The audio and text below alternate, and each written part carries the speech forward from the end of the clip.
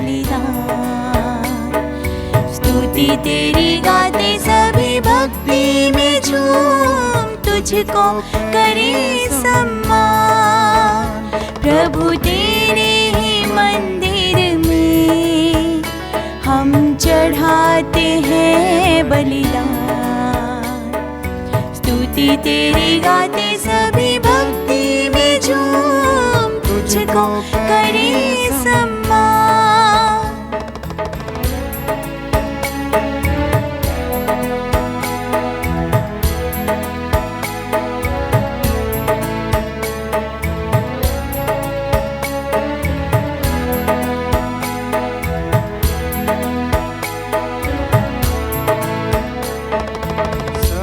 हमें देता हमारा प्रेमी पिता,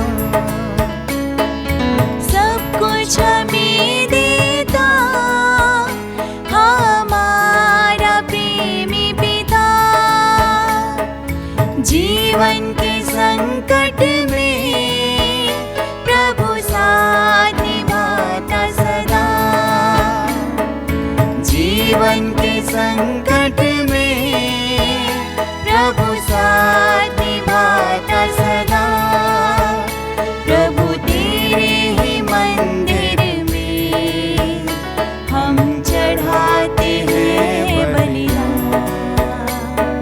स्तुति तेरी गाते सभी भक्ति में झूम, तुझको करे सम्मान। तुझको करे सम्मान, तुझको करे सम्मान।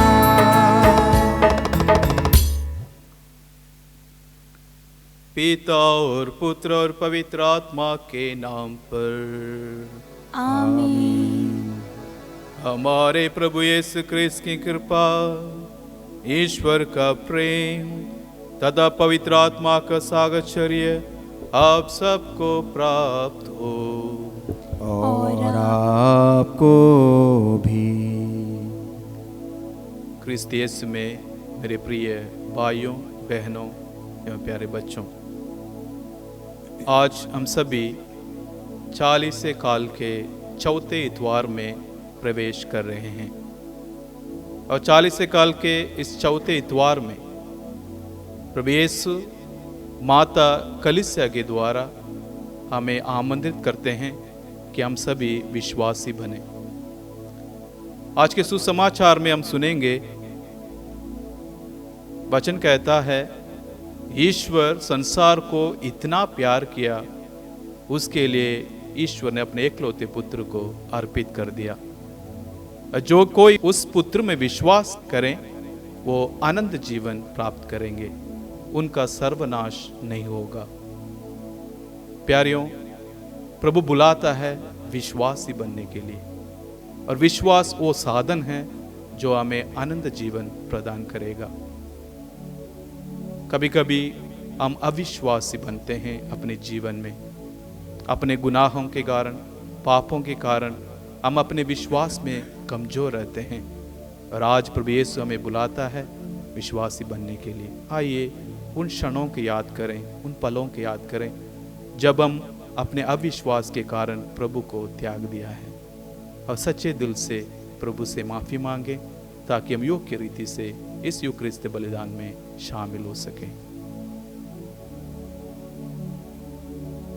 हम सर मिलकर बोले, हे भाइयों और बहनों, मैं सर्वशक्तिमान ईश्वर और आप लोगों के सामने स्वीकार करता हूँ कि मैंने मन, वचन, कर्म से और अपना कर्तव्य पूरा न करने से बार बार पाप किया है। मैं अपना दोष स्वीकार करता हूँ, इसलिए मैं धन्य कुंवारी मरियम से, सब स्वर्गदूतों, सब संतों और आप लोगों से, हे भाइयों और बहनों, विनती करता हूँ कि आप मेरे लिए प्रभु ईश्वर से प्रार्थना करें। सर्वशक्तिमान ईश्वर हम लोगों पर दया करे और हमारे पाप क्षमा कर हमें अनंत जीवन प्रदान करें। आमीन।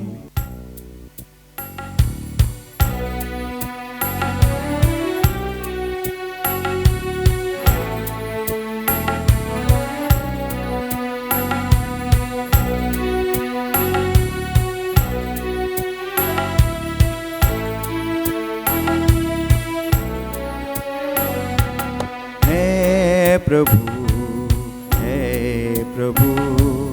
हम पर दया करो। हे प्रभु हम पर दया करो। क्रिस्त है क्षमा करो सारे गुनाहों को। क्रिस्त है क्षमा करो सारे गुनाहों को। हे प्रभु हम पर दया करो। हे प्रभु हम पर दया करो। हम प्रार्थना करें। हे पिता, तू प्रभु यीशु के द्वारा मानव जाति के साथ अद्भुत रीति से मेल मिलाप करता है। क्रिस्तीय जनता ज्वलंत भक्ति और तेज विश्वास के साथ आगामी त्योहार मनाने की ओर अग्रसर हो। ऐसा कर हमारे प्रभु और तेरे पुत्र यीशु क्रिस्त के द्वारा, जो ईश्वर होकर तेरे तथा पवित्र आत्मा के साथ युगान युग जीते और राज्य करते हैं। आमीन। यहूदियों ने ईश्वर के विरुद्ध आचरण किया था, इसलिए बाबुल की सेना ने यरूशलेम को नष्ट कर दिया। यहूदी बंदी बनकर बाबुल ले जाए गए थे। बाद में फारस के राजा सीरूस ने बाबुल पर विजय पाई और यहूदियों को उनके अपने देश वापस जाने की अनुमति दे दी। पहला पाठ दूसरा इतिहास ग्रंथ, अध्याय 36, पद संख्या 14 से 16 और 19 से 23 तक। सिदकिय्याह के राज्यकाल में अधर्म याजकों के नेताओं में और जनता में भी बहुत अधिक फैल गया, क्योंकि उन्होंने गैर यहूदी राष्ट्रों के धर्म विरोधी कार्यों का अनुकरण किया और प्रभु द्वारा प्रतिष्ठित यरूशलेम का मंदिर अपवित्र कर दिया।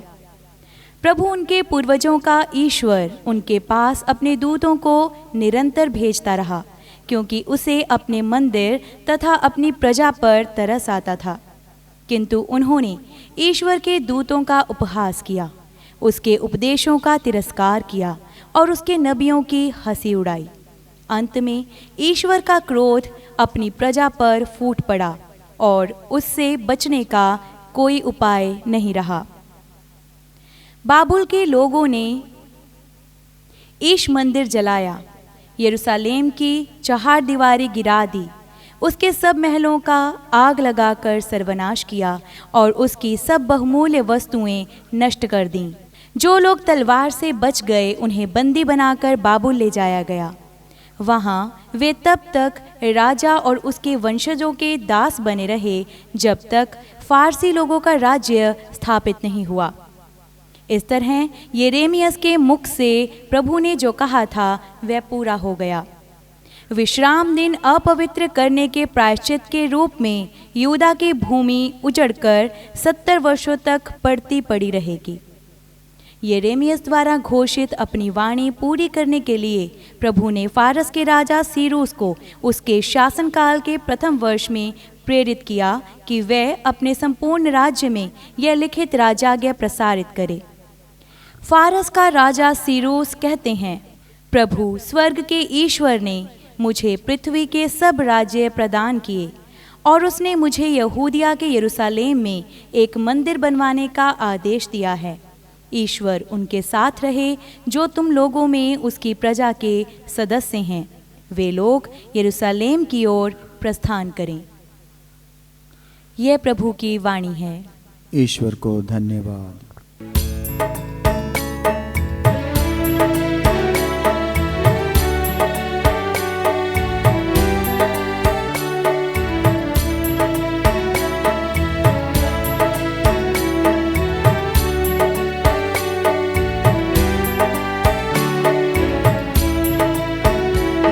पुकार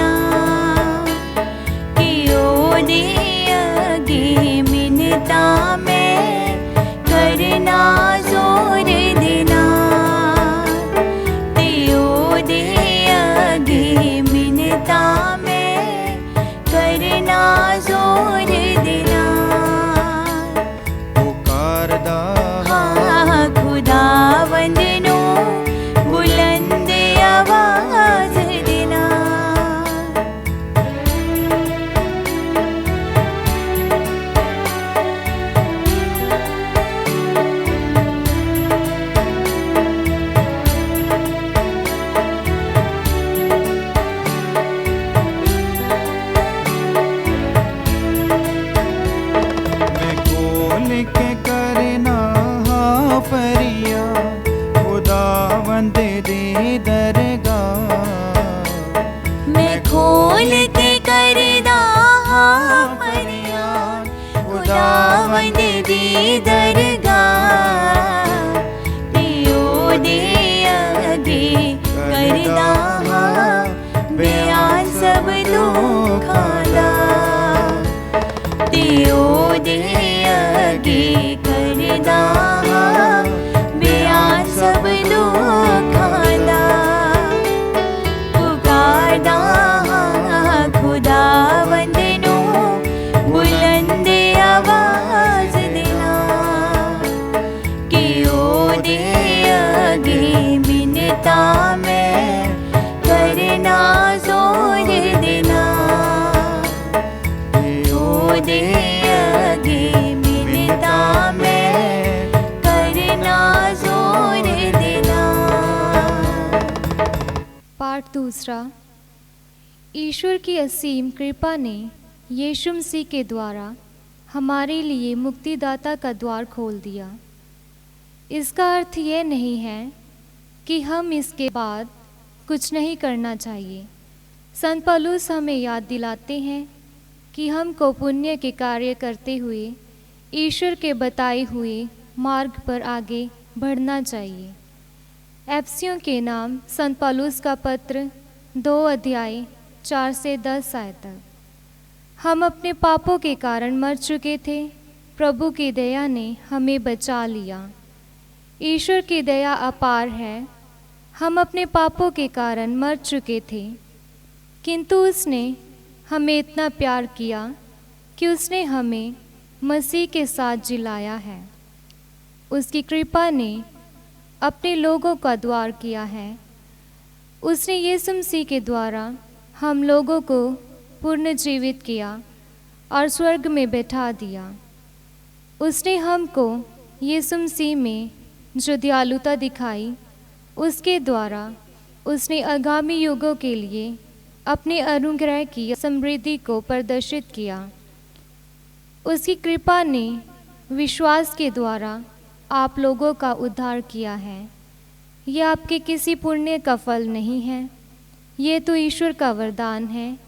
यह आपके किसी कार्य का पुरस्कार नहीं है और इसलिए इसका श्रेय कोई भी नहीं ले सकता। ईश्वर ने हमको बनाया। उसने यीशु मसीह द्वारा हमारी सृष्टि की है, जिससे हम पुण्य के कार्य करते रहें और उसी मार्ग पर चलते रहें जिसे ईश्वर ने हमारे लिए तैयार किया है। प्रभु की वाणी है। ईश्वर को धन्यवाद।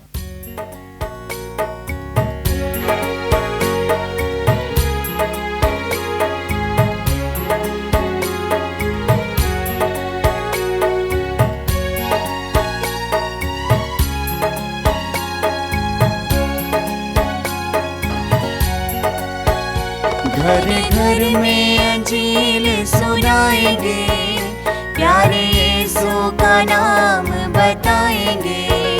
घर घर में अंजील सुनाएंगे, प्यारे यीशु का नाम बताएंगे। ऐसा छेड़ेंगे मिलकर तराना, जाग उठेगा सारा ज़माना। ऐसा छेड़ेंगे मिलकर तराना, जाग उठेगा सारा ज़माना। भूले भटकों को राह पर लाएंगे, प्यारे यीशु का नाम बताएंगे। घर घर में अंजील सुनाएंगे, प्यारे यीशु का नाम बताएंगे। प्रभु आप लोगों के साथ हो और आपके साथ भी। संत योहन के अनुसार पवित्र सुसमाचार। प्रभु की जय।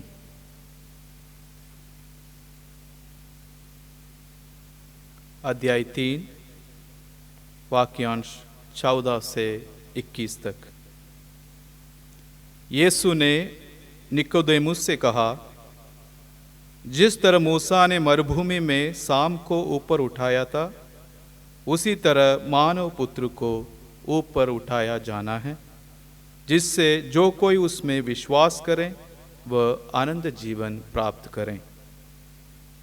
ईश्वर ने संसार को इतना प्यार किया कि उसने उसके लिए अपने एकलौते पुत्र को अर्पित कर दिया, जिससे जो कोई उसमें विश्वास करें उसका सर्वनाश ना हो बल्कि वह आनंद जीवन प्राप्त करें। ईश्वर ने अपने पुत्र को संसार में इसलिए नहीं भेजा है कि वह संसार को दोषी ठहराए। उसने उसे इसलिए भेजा है कि संसार उसके द्वारा मुक्ति प्राप्त करें। जो पुत्र में विश्वास करता है वह दोषी नहीं ठहराया जाता है, जो विश्वास नहीं करता वह दोषी ठहराया जा चुका है, क्योंकि वह ईश्वर के एकलौते पुत्र के नाम में विश्वास नहीं करता। दंडाज्ञा के कारण यह है कि ज्योति संसार में आई और मनुष्यों ने ज्योति की अपेक्षा अंधकार को अधिक पसंद किया है, क्योंकि उनके कर्म बुरे थे। जो बुराई करता है वह ज्योति से भय रखता है और ज्योति के पास इसलिए नहीं आता कि कहीं उसके कर्म प्रकट ना हो जाएं। किंतु जो सत्य पर चलता है वह ज्योति के पास आता है, जिससे ये प्रकट हो जाए कि उसके कर्म ईश्वर की प्रेरणा से हुए हैं। ये प्रभु का पवित्र सुसमाचार है। क्रिस्त की जय। क्रिस्त यीशु में मेरे प्रिय भाइयों, बहनों एवं बच्चों, सुसमाचार में हम देखते हैं विशेषकर संत मत्ती, संत लूकस और संत मार्कुस के सुसमाचार में प्रभु अपने दुख भोग एवं मृत्यु की भविष्यवाणी करते हैं। उदाहरण के लिए संत मत्ती के सुसमाचार अध्याय 16 पद संख्या 21 में हम पढ़ते हैं, प्रभु कहते हैं, मुझे यरूशलेम जाना है और वहाँ नेताओं, महायाजकों और शास्त्रियों की ओर से दुख उठाना होगा। मुझे उनके द्वारा मार डाला जाएगा और मैं फिर तीसरे दिन जी उठूंगा। क्रिस्त में प्यारियों, प्रभु कहते हैं उनको दुख उठाना है, दुख झेलना है, दर्द झेलना है और क्रूस पर मरना है और तीसरे दिन वे फिर जी उठेंगे। ये भविष्यवाणी हम सिर्फ संत मार्कुस, संत मत्ती और संत लूकस के अंजिल में पढ़ सकते हैं, लेकिन संत योहन हमें कुछ और ही बताते हैं। आज हमने सुसमाचार में सुना है, संत योहन के सुसमाचार अध्याय 3 और वाक्यांश 14 में प्रभु निकोदेमुस से कहते हैं, मानव पुत्र को उठाया जाएगा। जैसे मरुभूमि में मूसा ने शाम को उठाया था, उसी प्रकार मानव पुत्र को भी उठाया जाएगा। 3 बार प्रभु यीशु मसीह को उठाए जाने की बात करते हैं सुसमाचारक संत योहन। पहली बार तो हम आज के सुसमाचार में सुना है अध्याय 3 वाक्यांश 14 में, और संत योहन के सुसमाचार अध्याय 8 और 28 में हम पढ़ते हैं, प्रभु कहते हैं, जब तुम लोग मानव पुत्र के उठाओगे तो ये जान जाओगे कि मैं वही हूं और मैं अपनी ओर से कुछ नहीं करता हूं। और तीसरी बार संत योहन अपने सुसमाचार में लिखते हैं अध्याय 12 पद संख्या 32 में, जब इस पृथ्वी पर से मानव पुत्र को उठाया जाएगा वो सब लोगों को, पृथ्वी के सभी लोगों को अपनी ओर आकर्षित करेगा। क्रिस्त में मेरे प्रिय भाई और बहनों, प्रभु यीशु मसीह को उठाए जाने की मतलब क्या है? संत योहन के अनुसार, संत योहन के अनुसार प्रभु यीशु मसीह का क्रूस पर मरना उनका उठाए जाने का तात्पर्य है। उनका उठाए जाने का तात्पर्य यह है कि प्रभु यीशु अपने पिता के द्वारा महिमान्वित किए जाएंगे। यानी उठाए जाना का मतलब है महिमान्वित किए जाना। अब प्रभु यीशु खुद संत योहन के सुसमाचार में कहते हैं अध्याय 12 पद संख्या 23 में, अब वो समय आ गया है, मानव पुत्र महिमान्वित किया जाएगा। मानव पुत्र को क्यों महिमान्वित करना है? और मानव पुत्र को महिमान्वित करने वाला कौन है? हम सभी जानते हैं, अपने पुत्र को महिमान्वित करने वाला स्वर्गीय पिता ईश्वर है। और क्यों उन्हें महिमान्वित करना है? सरल सी बात है, प्रभु यीशु ने अपनी जिंदगी में अपने पिता की इच्छा पूरी की। और इसको सुंदर रूप से कविता के रूप में संत पौलुस फिलिपियों के लिखित पत्र में लिखते हैं, अध्याय 2 पद संख्या 7 से 9 तक।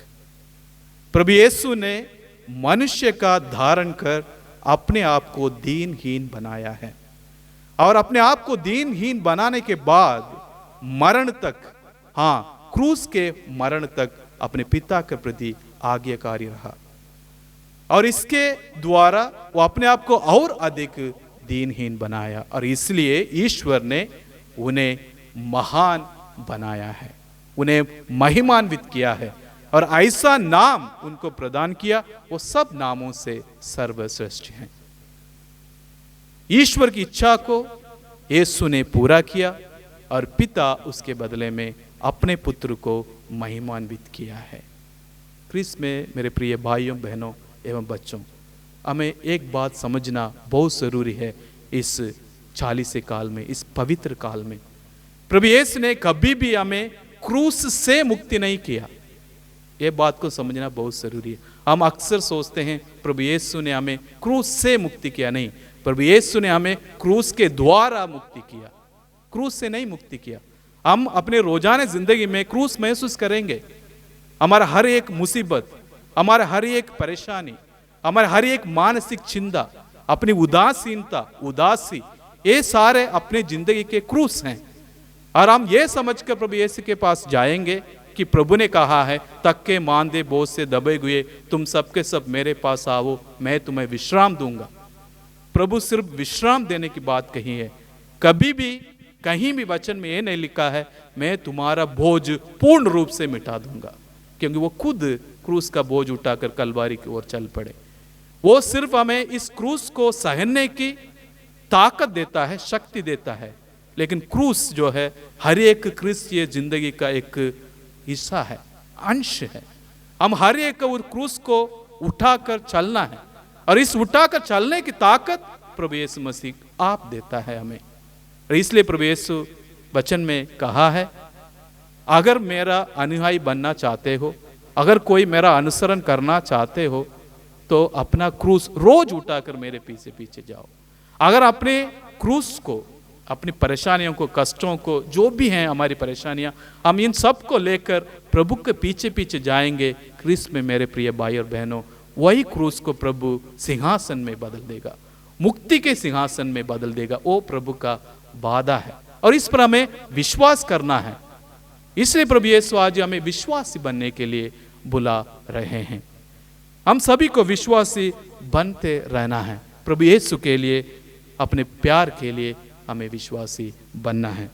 और इसलिए आज का जो दूसरा पाठ है, संत पौलुस इफिसियों को लिखते हैं कि प्रभु का दया जो है अपार है, कोई सीमा नहीं है। प्रभु की दया के लिए कोई सीमा नहीं है, और वे प्यार करते हैं। इसलिए ईश्वर हमें प्रभु यीशु मसीह के साथ जिंदा करते हैं। यानी प्रभु यीशु का प्यार असीम है, उनका दया अपार है। और उस दया, उस प्यार के कारण ही आज के पहला पाठ में हमने सुना है जिस प्रकार ईश्वर ने इस्राएल लोगों में अपना महान कार्य करता है। हम जानते हैं इस्राएल लोग अपने पापों के कारण, अपने गुनाहों के कारण, ईश्वर के आदेशों को ना मानने के कारण उन्हें बाबिलोन ले लिया गया था। निर्वासन में गए थे, वहां वो तरस रहे थे, उनके पास मंदिर नहीं था, इसलिए वहां पे वो तरस रहे थे, रो रहे थे, और उनकी रोना प्रभु ने सुनी है। इसलिए आज के पहले पाठ में हमने सुना है जिस तरह सिरुस राजा की ओर से वो आदेश प्रभु उनके देते हैं कि वे लोग, इस्राएल लोग अपने देश वापस जाएं, यरूशलेम जाएं, मंदिर बनाएं। देखो वो कितना भी गुनाह किए हों ईश्वर के खिलाफ, प्रभु ईश्वर फिर भी उनको ऊपर दया करता है, उनको ये अनुमति दे देता है कि वे जाके दोबारा अपने मंदिर बनाएं और सच्चे खुदा की आराधना करें। क्रिस्त में मेरे प्यारियों, प्रभु यीशु मसीह का क्रूस जो है प्यार का चिन्ह है। जब भी हम प्रभु यीशु मसीह को क्रूस को देखेंगे, हम वो सिर्फ वो क्रूस को नहीं, लकड़ से बने क्रूस को नहीं देखते हैं, उसमें जो प्यार प्रभु ने मर के दिखाया है उस प्यार को हम महसूस करते हैं। वो हमें ताकत प्रदान करता है। हम उस क्रूस को किस तरह अपनाएंगे? संत पौलुस कुरिन्थियों के पहला पत्र में लिखते हैं, अध्याय 1 वाक्यांश 23 में, ये क्रूस जो है यहूदियों के लिए अपने विश्वास का बाधा है, और ये क्रूस जो है गैर यहूदियों के लिए एक अपमान है, मूर्खता है। लेकिन जो ईश्वर में विश्वास करते हैं उनके लिए ये ईश्वर का सामर्थ्य है, प्रज्ञा है। आज हमें सोचना है कि मेरे लिए ये क्रूस क्या है? क्या ये ईश्वर का सामर्थ्य है? क्या ये ईश्वर का प्रज्ञा है? क्या इस क्रूस में मैं प्रभु यीशु मसीह का प्यार देख सकता हूँ, देख सकती हूँ? ये सोचना है, विचार करना है, मनन करना है। और इस विचार करने के लिए, मनन करने के लिए ये पुण्य काल है, पवित्र समय है ये 40 काल। हम निकट जा रहे हैं प्रभु यीशु मसीह के दुख भोग की ओर। आज से 2 हफ्ते के बाद हम उस पुण्य सप्ताह में पहुंचेंगे। प्रभु यीशु को उस भारी क्रूस को कलवा की ओर ले जाने का याद करेंगे। उससे पहले हमें अपने क्रूसों को प्रभु यीशु मसीह के समक्ष रखना है और हमें मुक्त होना है, और वो मुक्ति प्रभु यीशु खुद हमें देता है। इसलिए आज के अंजिल में प्रभु कहते हैं, ईश्वर ने संसार को इतना प्यार किया, उसके लिए वो अपने एकलौते पुत्र को अर्पित कर दिया है। जो कोई उसमें विश्वास करे वो आनंद जीवन प्राप्त करे। ये एक खुला हमारे लिए निमंत्रण है आनंद जीवन प्राप्त करने का। एक ही शर्त है, विश्वास। विश्वास करो और आनंद जीवन प्राप्त करो। प्रभु से आज हम प्रार्थना करेंगे, प्रभु हमें वो कृपा, वो आशीष दें ताकि हम अपने आप को शुद्ध करके प्रभु के पीछे पीछे जाने के लिए लायक बनाएं और वो आनंद जीवन पाने के लिए अपने आप को तैयार करें। और प्रभु हमें आशीष दें। मैं स्वर्ग और पृथ्वी के सृष्टिकर्ता सर्वशक्तिमान पिता ईश्वर पर विश्वास करता हूँ और उसके एकलौते पुत्र हमारे प्रभु यीशु क्रिस्त में मैं विश्वास करता हूँ, जो पवित्र आत्मा के द्वारा गर्भ में आए और कुंवारी मरियम से जन्मे। उन्होंने पोंतियुस पिलातुस के शासन काल में दुख भोगा, वह क्रूस पर चढ़ाए गए, मर गए, दफनाए गए और अधोलोक में उतरे। वह तीसरे दिन मृतकों में से जी उठे, स्वर्गीय सर्वशक्तिमान पिता ईश्वर के दाहिने विराजमान हैं और वहां से जीवितों और मृतकों का न्याय करने आएंगे। मैं पवित्र आत्मा, पवित्र कैथोलिक कलीसिया, धर्मों की सहभागिता, पापों की क्षमा, शरीर के पुनरुत्थान और अनंत जीवन में विश्वास करते हैं। आमीन।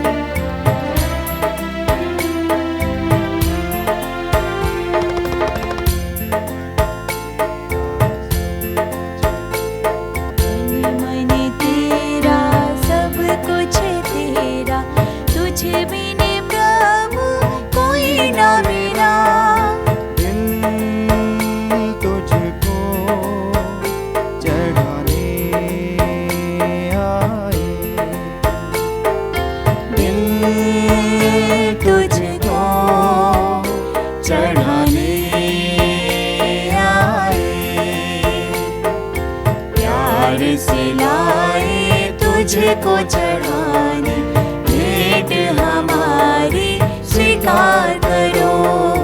प्यार से लाए तुझको चढ़ाने भेंट हमारी स्वीकार करो। भेंट हमारी स्वीकार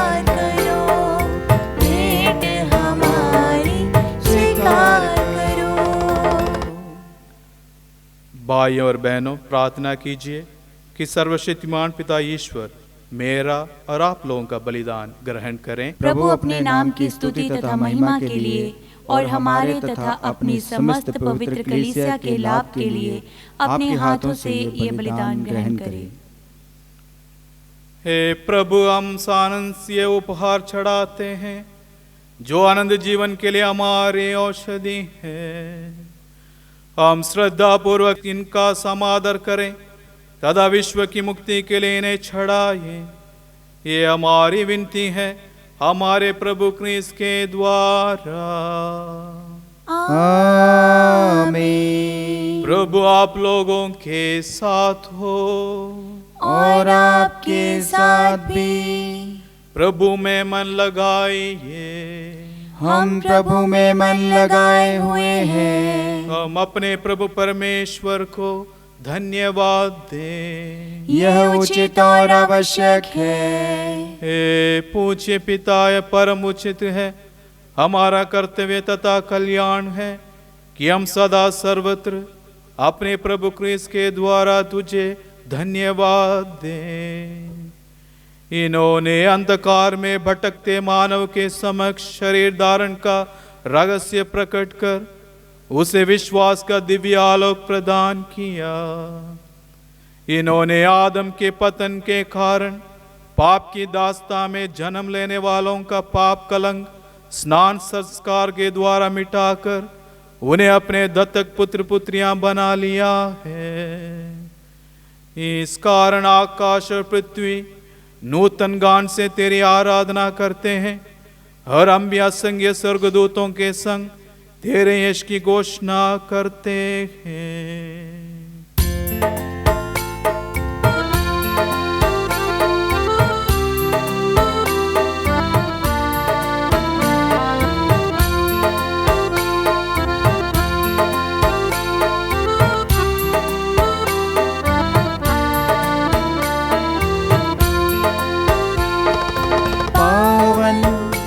अति पावन प्रभु ईश्वर अखिलेश्वर। पावन अति पावन प्रभु ईश्वर अखिलेश्वर। स्वर्ग धरा के कोने कोने गूंजे तेरा नाम। परमेश्वर की महिमा गरिमा फैले तीनों धाम। फैले तीनों धाम।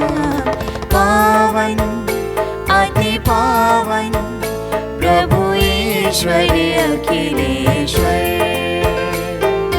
पावन अति पावन प्रभु ईश्वर अखिलेश्वर।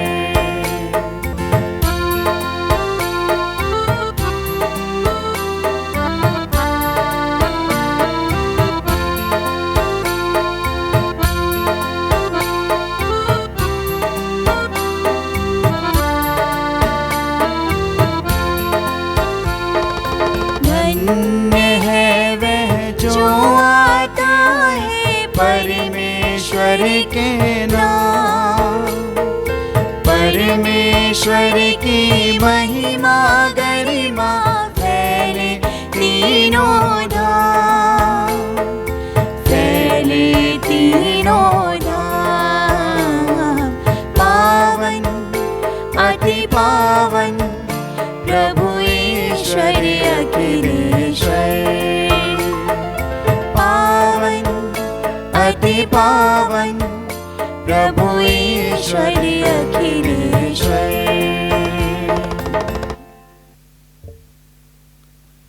हे परमपिता, तू वास्तव में पवित्र है।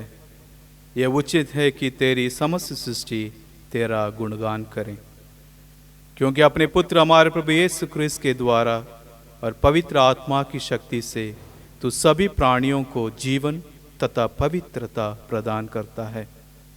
तू सब युगों में अपनी प्रजा एकत्र करता है कि दसों दिशाओं में दिन रात तुझे निर्मल बलि चढ़ता रहे। इसलिए पिता, हम तेरी दीन प्रजा तुझसे निवेदन करते हैं, हमारे उपहार पवित्र आत्मा की शक्ति से दयापूर्वक पवित्र कर, कि ये तेरे पुत्र हमारे प्रभु यीशु क्रिस्त का शरीर तथा रक्त बन जाए। उन्हीं की आज्ञा से हम यूक्रिस्ट का यह समारोह मना रहे हैं। जिस रात को यीशु मृत्यु के लिए सौंपे गए, उन्होंने रोटी ली, तुझे धन्यवाद किया और रोटी तोड़कर उसे अपने शिष्यों को देते हुए कहा, तुम सब इसमें से लो और खाओ, ये मेरा शरीर है जो तुम्हारे लिए बलि चढ़ाया जाएगा।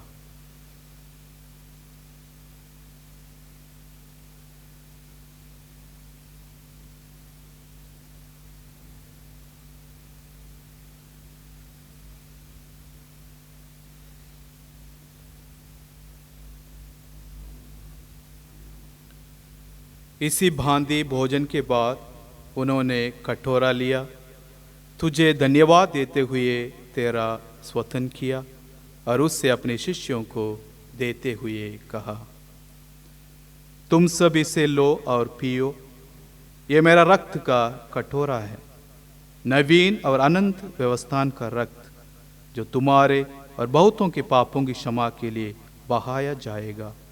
तुम मेरी स्मृति में यह किया करो।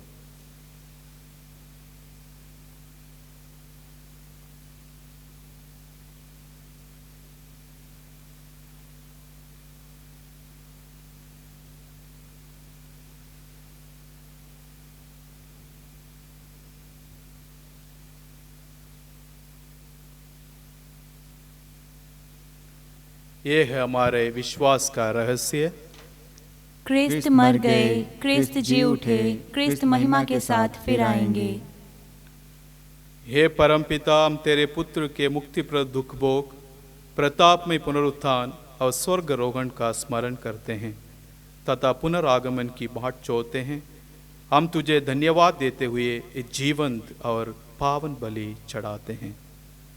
हे पतित पावन, अपनी कलीसिया के इस चढ़ावा पर ध्यान दृष्टि डाल और ये बलि स्वीकार कर, जिसके अर्पण से प्रसन्न होकर तूने हमें अपना बना लिया है। तेरे पुत्र के शरीर तथा रक्त से हमारा परिपोषण होता है। ऐसा वर दे कि उनके पवित्र आत्मा से परिपूर्ण होकर हम क्रिस्त में एक शरीर तथा एक मन हो जाएं। वही पवित्र आत्मा हमको नित्य उपहार स्वरूप तुझे छड़ाए और ईश्वर की माता धन्य कुंवारी मरियम, तेरे धन्य प्रेरितों, प्रतापी शहीदों तथा सभी संतों के साथ हमें भी स्वर्गिक आनंद के सहभागी बनाएं। हमें इनकी निरंतर प्रार्थनाओं का अटल भरोसा है। हे प्रभु, तुझसे नम्र निवेदन है कि हमारे पुनर्मिलन का ये बलि समस्त संसार में शांति और कल्याण की वृद्धि करें।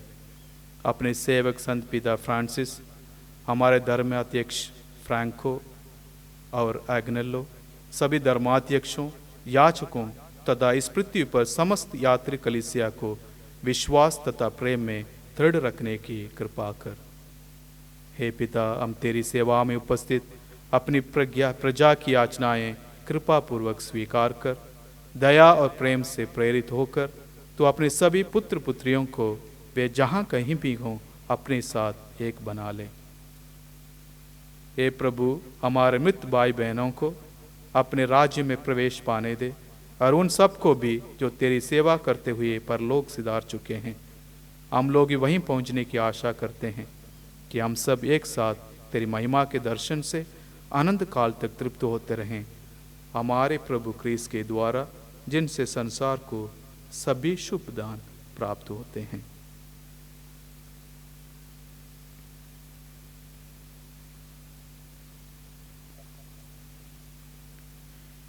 इन्हीं प्रभु क्रिस्त के द्वारा, इन्हीं के साथ और इन्हीं में, हे सर्वशक्तिमान पिता परमेश्वर, पवित्र आत्मा के साथ तुझे समादर तथा महिमा युगान युग मिलती रहती है। आमीन।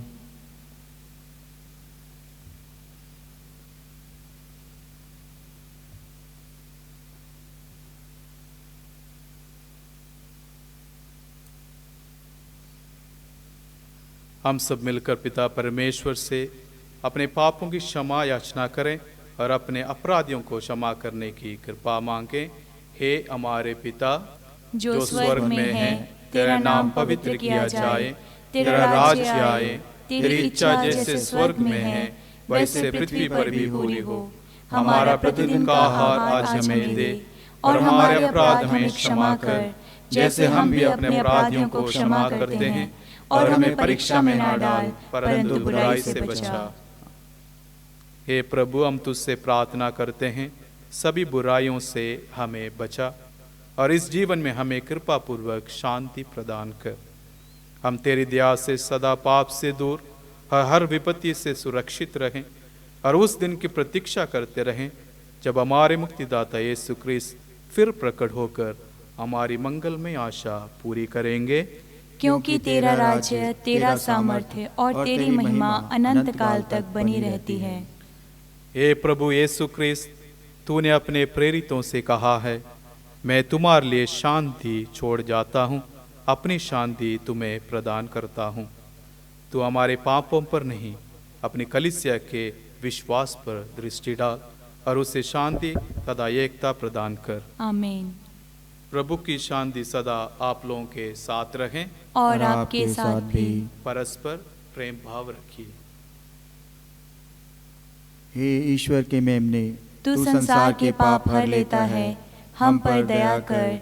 हे ईश्वर के मेमने, तू संसार के पाप हर लेता है, हम पर दया कर। हे ईश्वर के मेमने, तू संसार के पाप हर लेता है, हमें शांति प्रदान कर।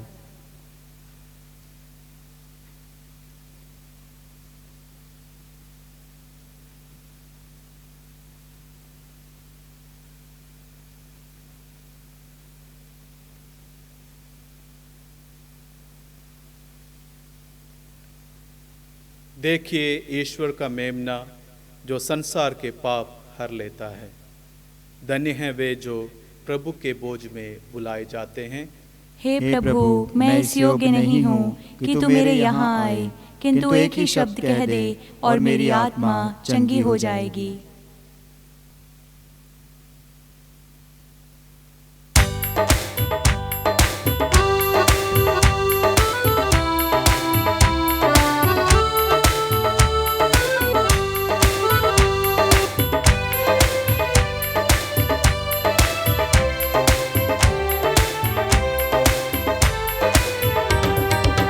का दरवाजा खुला हुआ, हमारे दिल में आओ प्रभु, कोई तुझ सा देखा न कहीं, सच है ये मेरे यीशु। दिल का दरवाजा खुला हुआ, हमारे दिल में आओ प्रभु, कोई तुझ सा देखा न कहीं, सच है ये मेरे यीशु।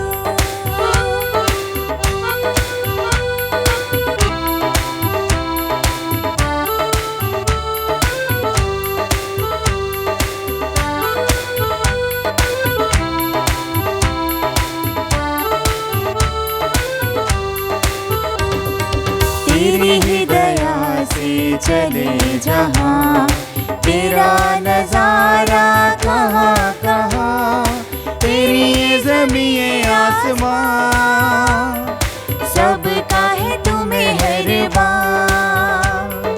तेरी ये ज़मीं आसमां, सबका है तुम्हें मेहरबान।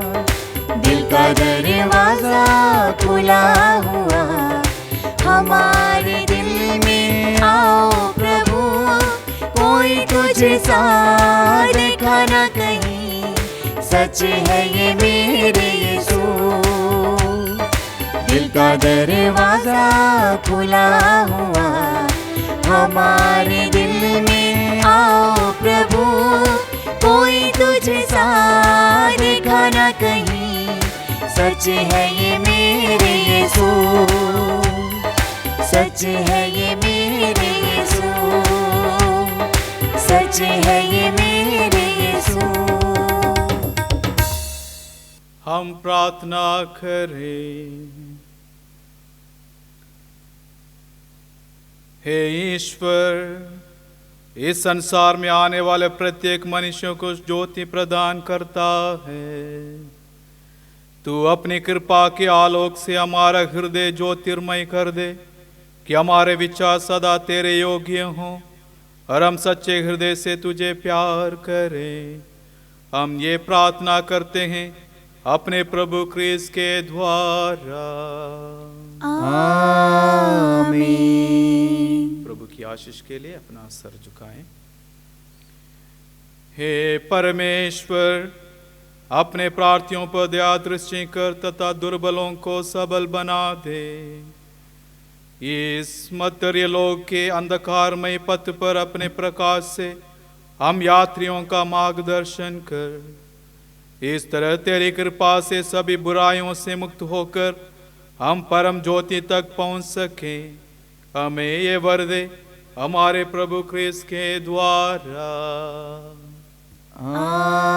आमीन। प्रभु आप लोगों के साथ हो और आपके साथ भी।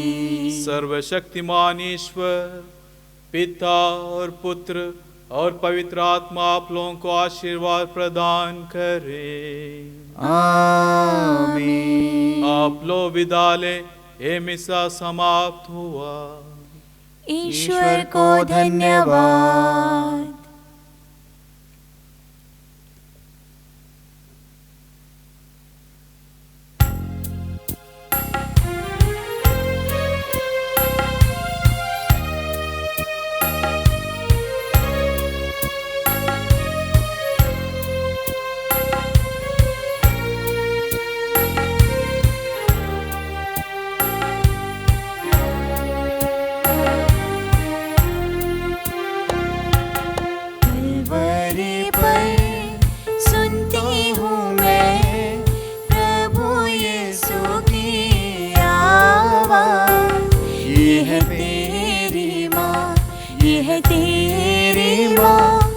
से मरियम मेरी माँ, यीशु की माँ मेरी माँ।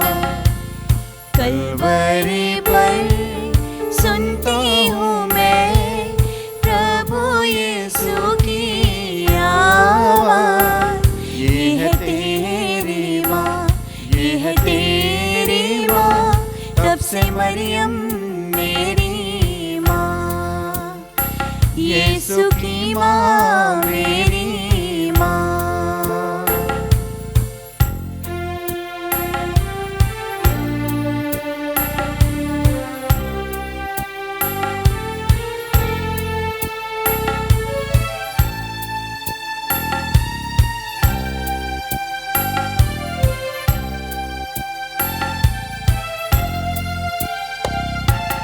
काना में जैसे ममता दिखाई, हम पर दया बरसाई।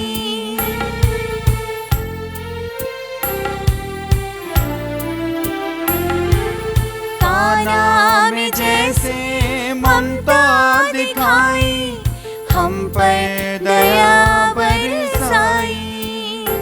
आज तू आजा मेरे दिल में, आसरा दे आंचल में। आज तू आजा मेरे दिल में, आसरा दे आंचल में।